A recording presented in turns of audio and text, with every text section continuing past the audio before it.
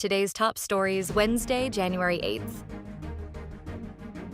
The NCRPO expects over 6.5 million Nazarene devotees, while an environmental group pushes for zero waste during Traslacion.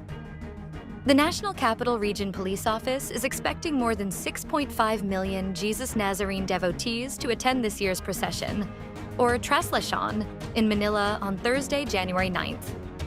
NCRPO Director Brigadier General Anthony A. Aberin said they have already set up the security measures and deployed sufficient number of policemen to ensure the peaceful and orderly conduct of the long procession.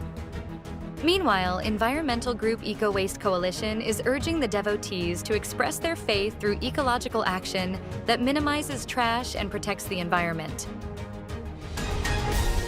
Commission on Elections states gun ban starts on January 12th on election period.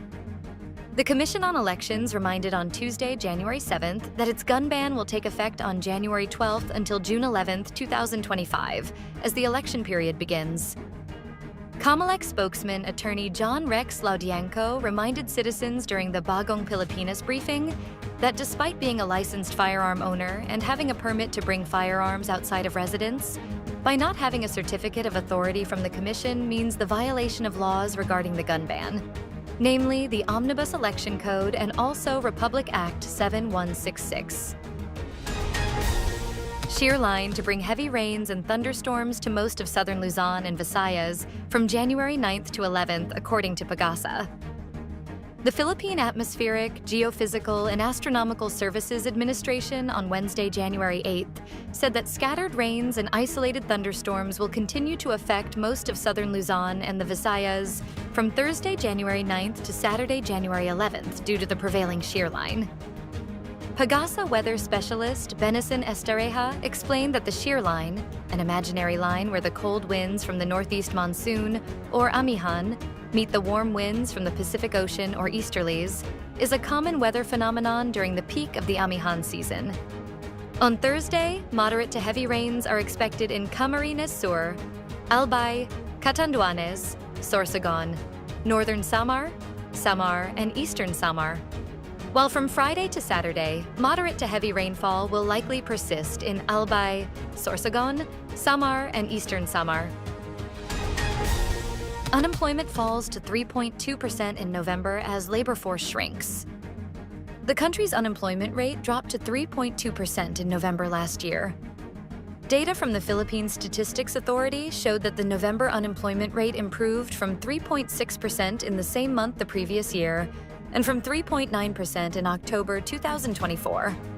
The PSA added that the number of unemployed individuals decreased to 1.66 million in November from 1.83 million a year earlier and 1.97 million in the previous month. Despite the positive unemployment figures, the PSA noted that the labor force participation rate slightly dipped to 64.6% compared to 65.9% in November 2023. This means that 51.2 million Filipinos aged 15 years and over were in the labor force, either employed or unemployed in November. Education Department to address classroom and digital gaps through public-private partnerships.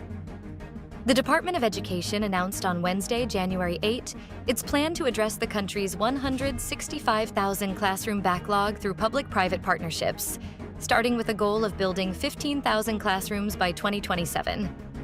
In a statement, DepEd said Education Secretary Sunny Angara presented the plan to President Marcos during a recent meeting at the Malacanang. This follows the signing of the Technical Assistance Agreement with the Public-Private Partnership Center in December 2024. DepEd explained that the initiative under the Public-Private Partnership School Infrastructure Project is projected to cost between 37.5 billion and 60 billion pesos and will benefit over 600,000 students nationwide. DMW prepares for repatriation of pardoned Pinoy detainees in the United Arab Emirates. The Department of Migrant Workers is now preparing for the repatriation of 220 Filipino detainees who were granted pardon by the United Arab Emirates government. In a statement, the DMW said it is now preparing to work with the Philippine Embassy in facilitating the repatriation of the overseas Filipino workers who were pardoned in celebration of the UAE's 53rd National Day.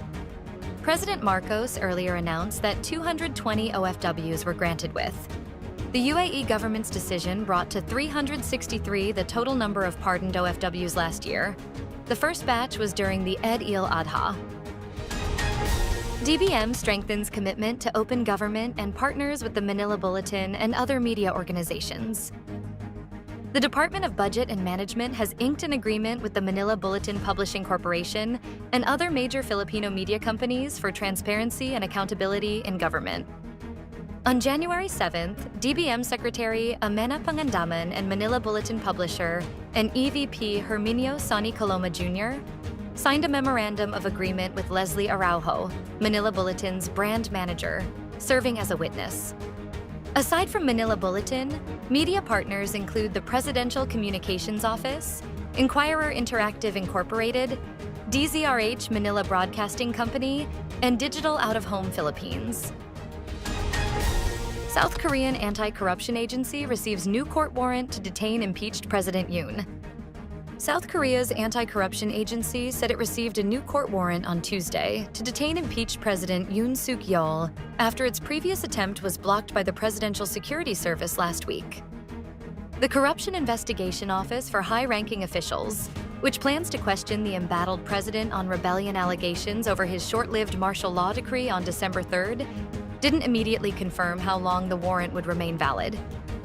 The Seoul Western District Court last week had initially issued a warrant to detain Yoon and a separate warrant to search his residence after he repeatedly defied authorities by refusing to appear for questioning. Stay updated with the latest news. Visit our website at www.mb.com.ph or follow us on social media. Thanks for tuning in to the Manila Bulletin Daily Rundown.